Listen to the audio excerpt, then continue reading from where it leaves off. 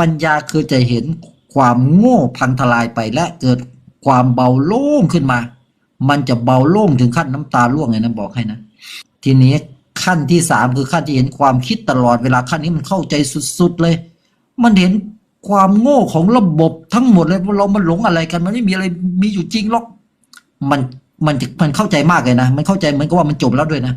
ขั้นนี้องค์ปัญญา75เลยอวิชชาเหลือแค่25มันเห็นความโง่สุดๆที่เราเคยหลงแบบทุกอย่างเลยหลงปฏิบัติด้วยมันเห็นว่าการปฏิบัติมันไม่ใช่เรื่องที่พวกเราทำกันอยู่บนโลกใบนี้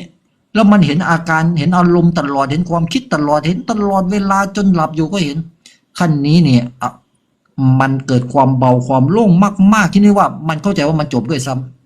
ำขั้นนี้คือเบาโล่งมากแล้วมันเห็นความโง่สุดๆด้วย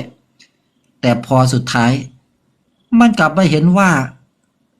ไอ้ตัวที่รู้ความคิดเนี่ยกับไอ้ตัวที่คิดเนี่ยสองตัวเนี่ยมันไม่ใช่เราทั้งคู่เลยมันเป็นธรรมชาติทั้งคู่มันไม่ได้มีตัวตนอยู่จริง